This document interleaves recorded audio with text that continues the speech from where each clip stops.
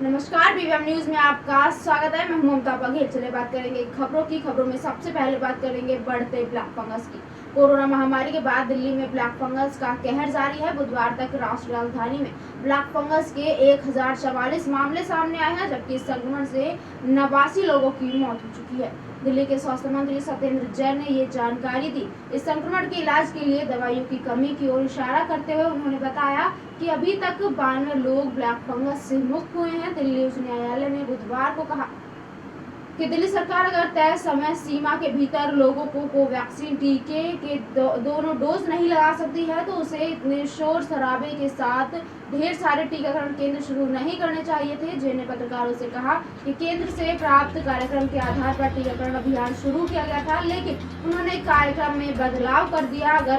अगर कोवैक्सीन की आपूर्ति होती रहती है तो हमने लोगों को टीके का दूसरा डोज लगाना होता है। हम जल्द से जल्द टीका प्राप्त करने की कोशिश कर रहे हैं। दिल्ली में कोरोना वायरस संक्रमण से 576 नए मामले सामने आए हैं। कोरोना वायरस के बुधवार को शहर में संक्रमण की दर 0.78% थी। मंत्री ने कहा संक्रमण के नए मामलों में कमी आ रही है। एक समय था जब नए मामलों की संख्या 28,000 तक पहुंच रही थी। जब मामले कम थे तो उसकी संख्या 15,200 थी और उसके मुकाबले अब भी नए मामलों की संख्या ज्यादा है। लोगों को मास्क लगाना, 2 गज की दूरी का पालन करना आवश्यक है। दिन से 1% से नीचे पॉजिटिविटी चल रही है और अब लगता है कि केसेस काफ़ी पहले के मुकाबले कम हो गए हैं। एक बारी तो 28,000 तक पर डे पहुंच गया था, तो अभी 576 है, परंतु जो पिछली बारी हमारे कम थे तब उस टाइम पर लगभग 200 के करीब पर डे चलते थे, तो 150, 200 के आसपास पर डे चल रहे थे। अभी भी उससे थोड़ा ज़्यादा है, तो 576 केसेज आए हैं। मैं तो फिर से ये कहूँगा कि सभी लोगों को देखिएगा मास्क जरूर लगाना चाहिए। घर से अगर किसी भी काम से बाहर निकलते हैं सोशल डिस्टेंसिंग का पालन करें और अपने हाथों को धोते रहें। सर, ब्लैक फंगस की क्या स्टेटस है, कितने मामले हैं, क्योंकि लगातार कितना मामले बढ़ रहे हैं? दिल्ली में कल का जो डाटा था 1044 केस थे। इसमें से कुछ लोग ठीक होकर घर भी जा चुके हैं और कुछ की डेथ हो चुकी है। जो एक्टिव केसेज हैं वो लगभग 900 के आसपास कह सकते हैं। दिल्ली में कल जो था 1044 पेशेंट थे, जिसमें से 92 ठीक होकर अपने घर जा चुके हैं और 89 पेशेंट्स की अभी तक डेथ है। चलिए करेंगे अगली खबर का। केंद्रीय गृह मंत्री अमित शाह ने गुजरात में इन ऑक्सीजन संयंत्रों का उद्घाटन कराया है। इन ऑक्सीजन संयंत्रों का संचालन बलभ्यूत के पास रहेगा। वीडियो कॉन्फ्रेंसिंग के माध्यम से संयंत्रों के उद्घाटन करते हुए अमित शाह ने अपनी सरकार की तारीफों के पुल बांध दिए। शाह ने कहा कि कोविड की दूसरी लहर को हमने सामूहिक रूप से बहुत कम समय में नियंत्रित किया। गुजरात के मुख्यमंत्री विजय रूपाणी और अन्य के नेताओं की मौजूदगी में भारत के प्रधानमंत्री नरेंद्र मोदी के नेतृत्व में धैर्यपूर्वक महामारी का मुकाबला किया गया है। केंद्रीय गृह मंत्री अमित शाह ने कहा कि कोविड-19 की दूसरी लहर बहुत उग्र थी, लेकिन इसे नियंत्रित किया गया है। शाह ने वैक्सीनेशन ड्राइव को लेकर भी बयान दिया। उन्होंने कहा कि 21 करोड़ से अधिक लोगों को वैक्सीन की डोज मुहैया कराने के साथ ही टीकाकरण अभियान प्रगति पर है। गुजरात सरकार का दावा, जितने नए मरीज एक दिन में मिल रहे हैं उससे 3 गुना ज्यादा रोज ठीक हो रहे हैं। सबसे तेज वैक्सीनेशन भारत में हुआ है और केंद्रीय गृह मंत्री अमित शाह ने कहा कि वैश्विक महामारी पे काबू पाने में सरकार ने कोई और कसर नहीं छोड़ी है। हमारे यहाँ विश्व स्तर पर सबसे तेज टीकाकरण अभियान चला है। दुनिया में सबसे ज्यादा वैक्सीन की डोज भारत में लोगों को दी गई है। उन्होंने कहा कि अभी भी कोरोना टीकाकरण प्रगति पर है। रुक करेंगे अगली खबर का। डोमिनिका की जेल में बंद भारत के भगौड़े हीरा कारोबारी मेहुल चौकसी को बड़ा झटका लगा है। डोमिनिका की एक मजिस्ट्रेट अदालत ने भगौड़े हीरा कारोबारी मेहुल चौकसी के देश में अवैध प्रवेश के मामले में उसकी जमानत अर्जी खारिज कर दी है। बता दें कि बीते दिनों मेहुल चौकसी एंटीगुआ से लापता होकर डोमिनिका में पकड़ा गया था। डोमिनिका हाई कोर्ट में इस मामले पर फैसला आ सकता है। कोर्ट के इस फैसले के बाद मेहुल चौकसी के वकील विजय अग्रवाल ने कहा कि बस मेहुल की जमानत के लिए ऊपरी अदालत का दरवाजा खटखटाएंगे। बता दें भगौड़ा की मेहुल चौकसी पंजाब नेशनल बैंक में करोड़ों रुपए की धोखाधड़ी मामले सामने आया है। उसके वकील ने आरोप लगाया है कि उनके मुकाबिल को एंटीगुआ के हर्बर से अगवा किया गया है। उसे करीब 100 मील दूर एक नौका से डोमिनिका ले जाया गया है। दरअसल डोमिनिका के उच्च न्यायालय के आदेश के बाद बुधवार को हीरा कारोबारी मेहुल चौकसी को देश में अवैध रूप से घुसने के आरोपों का जवाब देने के लिए मजिस्ट्रेट की अदालत में पेश किया गया था। चौकसी व्हील चेयर पर मजिस्ट्रेट के समक्ष पेश हुआ। इससे पहले डोमिनिका के उच्च न्यायालय की न्यायाधीश बर्नी स्टेफेसन ने चौकसी की बंदी प्रतिकरण याचिका पर करीब 3 घंटे तक सुनवाई करने के बाद उसे मजिस्ट्रेट अदालत में पेश किए जाने का आदेश जारी किया था। चलिए बात करेंगे अगली खबर की। जम्मू कश्मीर में एक हैरान कर देने वाला मामला सामने आया है। यहाँ एक भिखारी महिला के घर से 2.5 लाख रुपए से ज्यादा बरामद हुए हैं। रुपए, सिक्के और नोटों में बरामद किए गए हैं। रुपयों की गिनती में कई कर्मचारी घंटों लगे रहे। भिखारी महिला को वृद्धाश्रम में रखा गया है। मामला राजौरी के नौशेरा इलाके का है। महिला सड़कों पर रहकर भीख मांगती थी, वहीं यही रहती थी। नगर निगम ने अभियान चलाकर यहां सड़क किनारे सफाई की। सफाई के दौरान महिला के प्लास्टिक तानकर रहने का पता चला। नगर निगम ने पाया कि महिला बहुत बुजुर्ग है, उन्हें उठाकर वृद्धाश्रम भेजा गया। बुजुर्ग की टाट पट्टी वाले सामान को नगर निगम की टीम हटाने पहुंची तो वो दंग रह गई। सामान में एक बक्सा था जिसमें 10-20 रुपए के नोट भरे हुए थे। बुजुर्ग महिला के पास से एक बोरा बरामद हुआ। बोरा सिक्कों से भरा हुआ था। नगर निगम के कर्मचारियों को नोटों और सिक्कों को गिनने में काफी समय लगा। घंटों मेहनत के बाद पता चला कि महिला के पास से 2,60,000 रुपए बरामद हुए हैं। नगर निगम ने बुजुर्ग महिला के पास से मिले रुपए सुरक्षित कर लिए हैं। चलिए बात करेंगे फरीदाबाद की। फरीदाबाद में इस बीमारी से ग्रस्त करीब 25 मामले सामने आए हैं, जिनका शहर के निजी अलग अलग अस्पतालों में इलाज चल रहा है। इस बीमारी को लेकर वर्ल्ड हेल्थ ऑर्गेनाइजेशन के तत्वाधान में भारत में 100 बच्चों पर अध्ययन किया जा रहा है। ये सभी वो बच्चे हैं जो कोरोना संक्रमण से ठीक हो चुके हैं, लेकिन फिर से इनमें बीमारी वापस आ रही है। भारत के 4 बड़े संस्थान, जिसमें ये साई मेडिकल कॉलेज ऑफ अस्पताल सफदरजंग दिल्ली, मौलाना मेडिकल कॉलेज दिल्ली और बेंगलुरु के सेंट जॉन मेडिकल कॉलेज को शामिल किया गया है। फरीदाबाद साई मेडिकल कॉलेज के रजिस्ट्रार और इस रिसर्च में शामिल डॉक्टर A.K. पांडे ने कहा कि ये बीमारी देश में पहले भी थी, लेकिन कोरोना की वजह से अभी बीमारी ज्यादा बच्चों में देखने को मिल रही है। उन्होंने बताया कि कोरोना से ठीक होने के बाद जो एंटीबायोटिक बच्चों के शरीर में बन रही है, वही उनके लिए सबसे बड़ा खतरा साबित हो रही है, क्योंकि उनके शरीर में बनने वाली हाई एंटीबायोटिक लेवल को उनका शरीर झेल नहीं पा रहा, जिसकी वजह से ये हाई एंटीबॉडी दूसरे शरीर के भागों को प्रभावित कर रही है।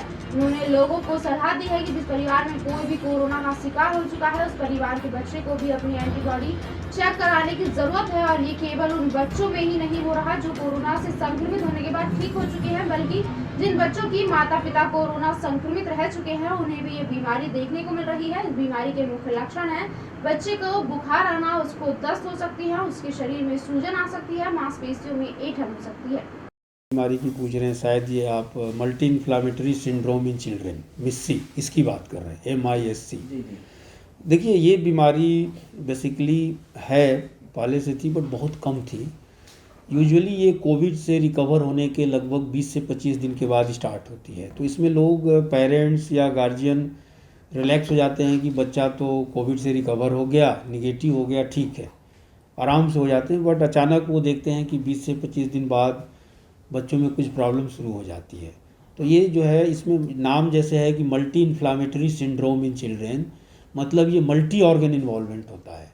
इसमें लंग्स तो पहले भी कोविड में करता था, ये लंग्स के साथ साथ हार्ट को इन्वॉल्व कर सकता है, किडनी को कर सकता है, लीवर को कर सकता है, पूरे GIT को कर सकता है, स्टोमक को कर सकता है, आइज़ को कर सकता है, ब्रेन को, स्किन को, मतलब लगभग ये कोई भी ऑर्गन इसे अछूता नहीं है जिसको ये इन्वॉल्व नहीं कर सकता है। तो यूजुअली जैसे ही बच्चों, अगर जैसे बहुत छोटे बच्चे आप देखे होंगे कि वो एक्सेसिव क्राई, वो बहुत ज़्यादा रोने लगते हैं, तो लोग उसको थोड़ा सा सीरियसली लेना चाहिए। अगर स्पेशली रोने लगे, रैसेस हो, लूज मोशन हो, रेड आई होने लगे, तो बच्चों को इमीडिएटली जो है, अगर उनमें कभी भी कोविड का हिस्ट्री रहा हो, फैमिली मेम्बर में कोई सी को भी कोविड रहा है, भले बच्चे को ना हुआ हो, तो भी आप उसको मान के चलिए कि ये मल्टी इन्फ्लामेटरी सिस्टेमिक डिसऑर्डर हो सकता है।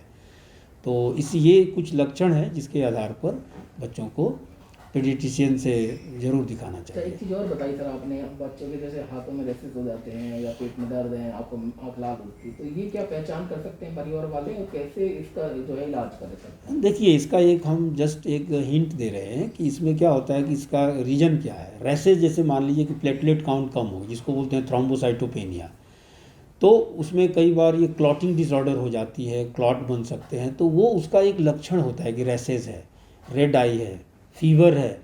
ये 2-3 सिम्टम अगर एक साथ आते हैं, 2-3 लक्षण, और उसमें भी अगर कोविड का हिस्ट्री है फैमिली मेम्बर्स में, स्पेशली पेरेंट्स को या उसके क्लोज कांटेक्ट में रहते हो, तो ये ज़्यादा चांस है कि MIS-C है, मल्टी इन्फ्लामेटरी सिंड्रोम है। तो इसकी निश्चित रूप से पीडियाट्रिशियन से जांच करा के और बाकी जांच भी इसके हिसाब से जरूर कराएं। बात करेंगे अब बेरोजगारी की। शादी और पार्टियों में शाही भोजन खिलाने वाले कर्मचारियों के आज खुद के चूल्हे ठंडे पड़े हुए हैं। फरीदाबाद में होटल, रेस्टोरेंट और बैंक्वेट हॉल्स में काम करने वाले लाखों लोग आर्थिक तंगी से जूझ रहे हैं। सरकार ने अनलॉक प्रतिक्रिया में धीरे धीरे हर वर्ग को छूट देनी शुरू कर दी है, मगर अभी तक होटल रेस्टोरेंट की ओर ध्यान नहीं दिया गया है, जिसके चलते होटल रेस्टोरेंटों के साथ सीधे और बाहर से जुड़े हुए करीब लाखों कर्मचारियों पर रोजी रोटी का संकट गहराया हुआ है। इसके लिए होटल रेस्टोरेंट मालिकों ने सरकार से अपील की है कि अब बेशक शर्तों के साथ ही सही, मगर उन्हें होटल रेस्टोरेंट खोलने की अनुमति दी जाए। मालिकों ने कहा कि पहली लहर में खराब हुई आर्थिक स्थिति अभी सुधरी नहीं थी कि दूसरी लहर ने फिर से भुखमरी की कगार पर लाकर खड़ा कर दिया है। जो बैंक बैलेंस उनका पास था, उन्होंने अपने कर्मचारियों को वेतन के रूप में दे दिया है। अगर होटल रेस्टोरेंट नहीं खोले गए तो आगे वे कर्मचारियों को वेतन नहीं दे पाएंगे। फरीदाबाद में कोरोना महामारी की वजह से पिछले महीने भर से लॉकडाउन लगा हुआ है, जिसके चलते सब कुछ बंद पड़ा हुआ था, मगर अब अनलॉक की प्रक्रिया में सरकार कुछ चुनिंदा इंडस्ट्रीज को खोलने की अनुमति दे रही है, जिसमें अभी तक होटल, रेस्टोरेंट और बैंक्वेट हॉल्स को शामिल नहीं किया गया है। जिसके चलते होटल, रेस्टोरेंट और बैंक्वेट हॉल्स के मालिकों के सामने ही नहीं,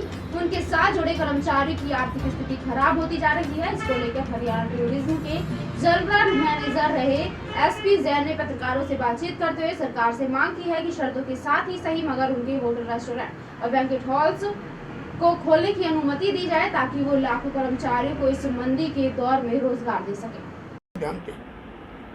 जो भी सरकार ने काफ़ी छूटें दी है उद्योग धंधे चलाने के लिए, इंडस्ट्री को भी दिया है, दुकानदारों को भी दिया है। इसी तरह से एक उद्योग और जो है वो बुरी तरह पिछड़ रहा है, जिसमें मैं नहीं समझता अगर थोड़ा सा सोचेंगे तो वो उद्योग पनप जाएगा। वो लोग काफ़ी टाइम से इस उद्योग को जो है बैंक्वेट हॉल वाले हो गए, होटल वाले हो गए, इस उद्योग में काफ़ी लोगों के पैसे भी लगे हुए हैं और छोटे छोटे कामगार बहुत हैं इसमें, मजदूर भी हैं, खाना बनाने वाले भी हैं, वेटर्स भी हैं और उनके मालिक भी हैं। तो अभी इस उद्योग को भी जो है धीरे धीरे इन्हें खोल देना चाहिए, उनकी कैपेसिटी बढ़ानी चाहिए एज पर उनके जो जगह है, नॉर्म्स है उनके पास। अगर आप एक 5,000 गज वाले को भी कहोगे 11 आदमी आएंगे, 31 आएंगे, तो वो एक उनके लिए अफोर्डेबल नहीं है। तो मेरा कहने का मतलब है कि सरकार से अनुरोध है कि सरकार को उनकी कैपेसिटी और वो देखते हुए इनकी लिमिट बढ़ाई जाए, जिससे और बिल्कुल काम बंद हुआ पड़ा है। 2 महीने से कोई भी काम कुछ भी काम नहीं है, होटल बंद हो गए, काम सारा चौपट हो गया, कुछ भी नहीं। और 2 महीने से सारा काम बंद पड़ा है। और 3 महीने पहले मेरा एक्सीडेंट भी हुआ था, जो मैंने पैसा था, जो कर्जा उठा के मेरा सारा पैसा एक्सीडेंट पे लग गया था। अब इस टाइम मेरे पास खाने के भी लाले हो रखे हैं। और सरकार से निवेदन है कि मेरा जो काम चलता है वो आशीर्वाद होटल से ही चलता है, और आशीर्वाद होटल 1 की वजह से मेरा सारा काम बंद है। यानी कि होटल और रेस्टोरेंट अब खोल दिए जाएं। हाँ, खोल दिए जाएं ताकि हमारा काम चालू हो, हमें खाने की कोई दिक्कत ना हो, पीने की कोई दिक्कत ना हो। सरकार से निवेदन है। जैसे फोटोग्राफर हूँ मैं, 3 पीढ़ियों से फोटोग्राफी का काम कर रहा हूँ, लेकिन इस पेंडेमिक दौर में हम लोग आकर के बहुत परेशान हुए हैं। जैसा कि आपको पता ही है, फोटोग्राफर एक मीडियम क्लास फैमिली से होता है और बहुत स्वाभिमानी होता है, तो हम लोग किसी से कोई मदद भी नहीं मांग सकते हैं और खर्चा पानी चला। बात करेंगे अगली खबर की। जिला उपायुक्त यशपाल यादव ने कहा कि निजी अस्पतालों द्वारा कोविड के मरीजों से अनाप शनाप बिल लेने के मामले में जल्द बड़ी कार्यवाही की जाएगी। उनके पास ऐसे 6 अस्पतालों की शिकायतें आ चुकी हैं। डीसी यशपाल यादव ने फरीदाबाद जिले में वर्तमान स्थिति को लेकर चर्चा की है। जिला उपायुक्त यशपाल यादव ने इस चर्चा में बताया कि हमारे शहर में ब्लैक फंगस जैसी बीमारी के 42 केस हैं, जिसमें 28 लोग ठीक हो चुके हैं और बाकी सबका भी इलाज चल रहा है। इसी के साथ शहर में 18 वर्ष वाले लोगों को वैक्सीन न मिलने पर भी बताया कि इस व्यवस्था को भी धीरे धीरे दुरुस्त किया जा रहा है। आने वाले कुछ समय में सभी सेंटरों पर वैक्सीन उपलब्ध होगी और सभी को वैक्सीन लगेगी। वहीं औद्योगिक नगरी में कामगार को उसी स्थान पर वैक्सीन लगाए जाने को लेकर सवाल पूछे जाने पर जिला उपायुक्त ने कहा कि इस पर भी काम किया जा रहा है। सिविल सर्जन को ऐसे उद्योगों को नोटिफाई करने के लिए कहा गया है जहाँ पर सबसे ज्यादा श्रमिक काम करते हैं, सभी को उसी स्थान पर वैक्सीन लग जाएगी, तो ये सबसे अच्छा कार्य रहेगा। इससे वैक्सीन सेंटरों पर भीड़ कम होगी। सबसे पहली चीज़ तो मैंने सभी पत्रकार साथियों का और इस दौरान एक पॉजिटिव रोल जो मीडिया ने यहाँ पर अदा किया है उसके लिए आज उनका धन्यवाद मैं करना चाहता था, इसलिए उनका मैंने धन्यवाद किया है। इसके अलावा जितनी भी चीज़ें हमने इस दौरान 2 महीनों के दौरान की हैं वो सब डिटेल्स उनके साथ में साझा की है। ब्लैक फंगस की जो स्टेटस है ज़िले के अंदर उसके बारे में बातें की हैं और अगर कोई वेव आगे आती है तो उसकी क्या तैयारियां हैं इस बारे में उन सबको जानकारी हमने दी है।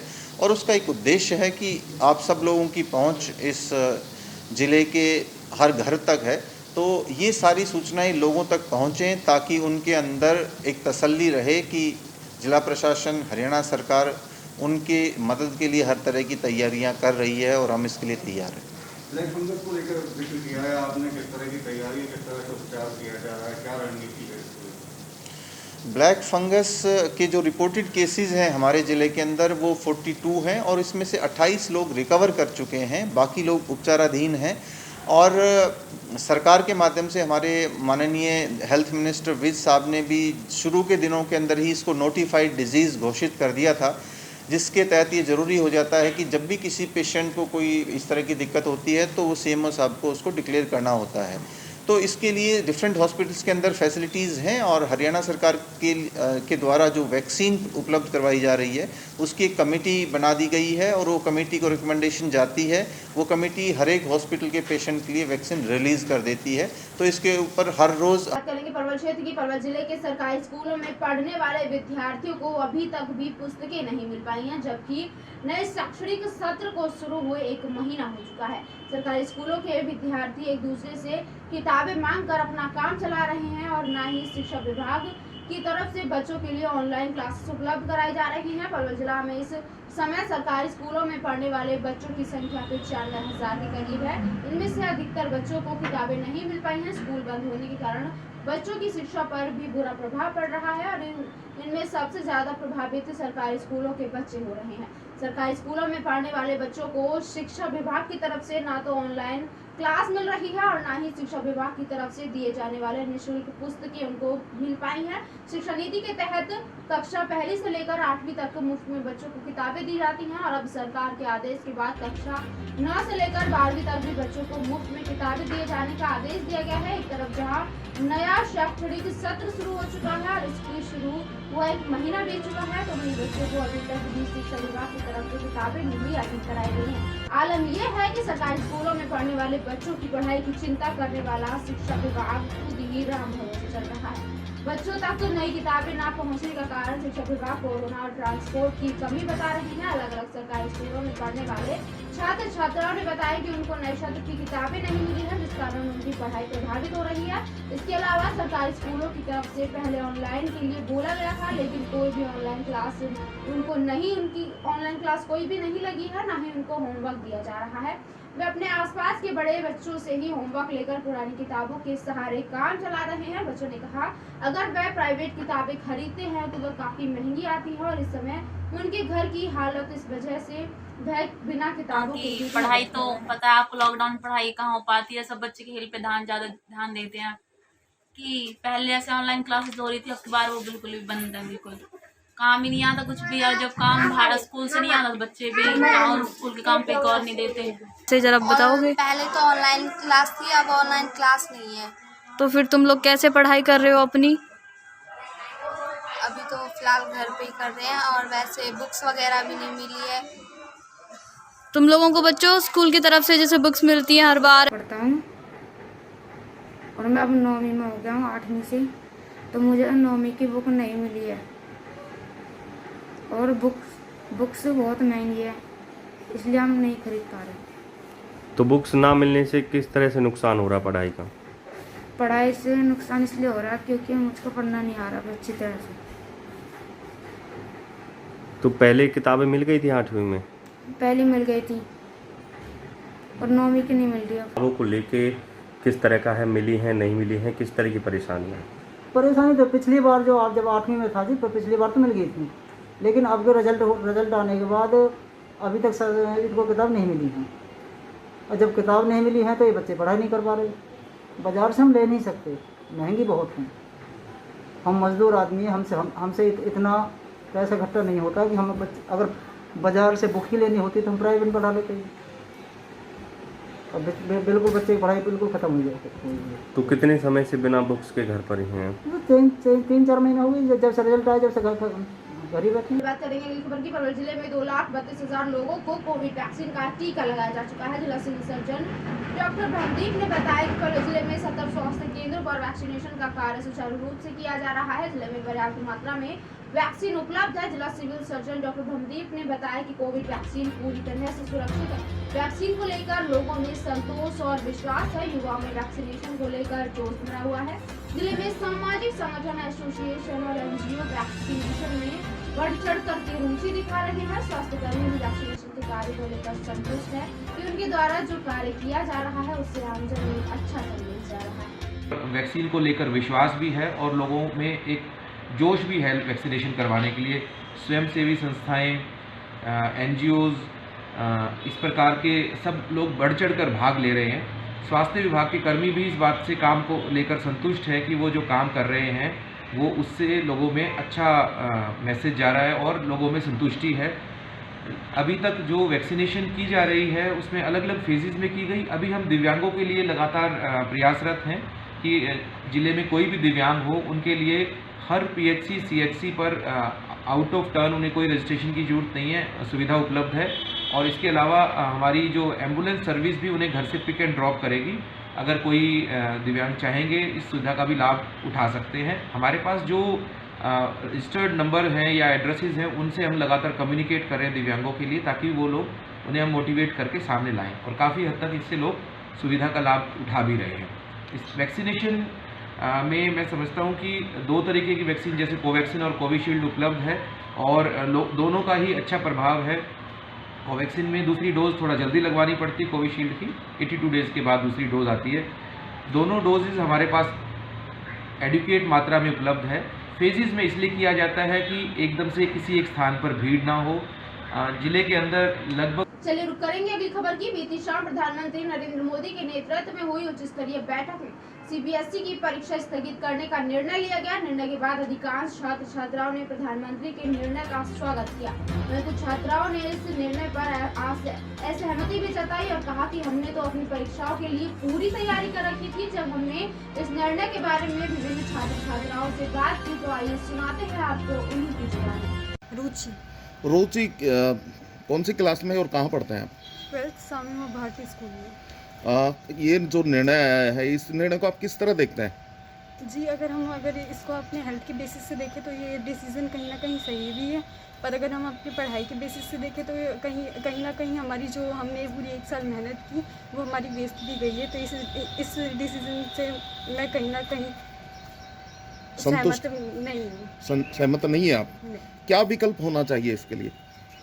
विकल्प हम ये भी देख सकते थे कि हमारी ऑनलाइन पेपर भी हो सकते थे, हमारे और भी हमारी जो टाइम लिमिट थी पेपर की वो भी हम कम कर सकते थे और भी काफ़ी विकल्प हो सकते थे। अब क्या हो सकता है? अभी फ़िलहाल तो अब जो सरकार ने डिसीजन लिए है वही अभी विकल्प जो है और भी खुले हुए हैं, तो किस तरह चाहते हैं कि अब क्या हो सकता है इसके लिए बेहतर जो अब जैसे पढ़ने वाले बच्चे हैं उसको फ़ायदा मिले? जी अब जो भी सरकार डिसीजन लेती है कि हाँ हमारे जिस बेसिस पे हमारा रिजल्ट निकाला जाएगा वही सही होगा। क्या नाम है आपका? मेरा नाम तुषार है। तुषार जी, किस तरह डिसीजन को देखते हैं आप? मैं प्रधानमंत्री ने जो डिसीजन लिया बिल्कुल सही देखता हूँ, क्योंकि हमारे घर पे जिन जिनको कोरोना हुआ है हमने देखा है वो किस हालत से गुजरे हैं और पेपर हम जाएँ फिर घर पे बीमारी लेकर आए, यह बहुत गलत है, इसलिए बिल्कुल सही। चलिए बात करेंगे पानीपत की। जरा सोचिए कि एक नारियल किसी की जान ले सकता है। आप यही सोचेंगे कि एक नारियल किसी की कैसे जान ले सकता है, लेकिन पानीपत में एक ऐसा ही मामला सामने आया है जहां नारियल की चाहत ने एक व्यक्ति की जान ले ली। दरअसल पानीपत की जगजीवन राम कॉलोनी निवासी सुनील नाम का व्यक्ति अपने 4 दोस्तों के साथ पश्चिमी यमुना नहर के किनारे बैठकर पार्टी कर रहा था, तो सुनील को नहर में तैरता एक नारियल दिखा और दोस्तों को कच्चा नारियल खिलाने की बात कहकर नहर में कूद दिया, जहां सुनील नारियल तो बाहर निकाल लाया लेकिन खुद को बाहर ना निकाल सका और नहर में आए तेज बहाव के साथ बह गया। हालांकि मृतक सुनील के दोस्तों ने उसे बचाने का भरपूर प्रयास भी किया, किया, लेकिन सभी असफल रहे, जिसकी तुरंत प्रभाव से पुलिस को सूचना दी गई, जहां पुलिस की तलाश के बाद सुनील का शव महराणा गांव के पास नहर में मिला। फिलहाल पुलिस ने परिजनों के बयान लेकर सबका पानीपत के सामान्य अस्पताल में पोस्टमार्टम करवा दिया है और 174 की कार्यवाही अमल में लाई गई है। आपको बता दें कि मृतक सुनील लंबे वक्त से पानीपत की जगजीवन राम कॉलोनी में रह रहा था और एक फैक्ट्री में काम करता था। में कूदे थे नारियल निकालने के लिए, ये बीच में पहुंच गए, उन्होंने नारियल पकड़ भी लिया। उसके बाद तेज बाबा ने अपना बैलेंस संभाल नहीं पाए और मैं उनके पीछे पीछे महराणा पुल से थोड़ी आगे तक गया, वहाँ पे कुछ लोगों को बुलाया, उनकी मदद से इसको बाहर निकाला गया। उसके बाद हमने एम्बुलेंस बुलाई, फिर यहाँ ले गए साथ में। कितनी उम्र थी, क्या नाम था? उनका नाम सुशील था जी, उम्र तो 45-50 के पास पाई। मौत वहीं होगी थी या इलाज के दौरान होगी? नहीं जी, वहीं पे होगी थी। कितने आदमी थे ये? है जी, 4 आदमी थे जी। किस जगह की बात है? ये नहर की बात है जी, गुआना नहर की। Guana road. क्या करने गए थे इस रेत? है जी, क्या करने गए थे नहर पे? नहर पे जी खा पी रहे थे, काम करने वाले थे, फैक्ट्री में इकट्ठे काम करते थे, वहीं पे फैक्ट्री है इनकी, साथ में खा पी रहे थे इकट्ठे। कोई झगड़ा झुगड़ा हुआ था क्या? नहीं। में हादसा हुआ, कैसे हुआ, क्या मामला था? सर ये नहर के पास ही बैठे थे 3-4, तो ये एक नारियल बहाया जा रहा था, उस नारियल को निकालने के लिए अपने दोस्तों को भी नारियल पिलाऊंगा और उस नारियल को कूद गया और कूदने के बाद नारियल उसने पकड़ भी लिया। पकड़ के एक साथी था सोनू, उसको फेंकने लग गया। उसी दौरान पानी का तेज़ बहाव था और उस तेज़ बहाव में ये डूब गया और इसी कारण इसकी मौत हुई। तो मिला कहाँ पे सर, ये लिकड़ा कहाँ पे? ये सर महराणा जो चौक है उससे थोड़ी आगे दिल्ली के लिए जो रास्ता जा रहा है वहाँ पुल है, उसे। BVM न्यूज़ में फिलहाल के लिए इतना ही। अब बने रहिए हमारे साथ, देखते रहिए BVM न्यूज़। नमस्कार।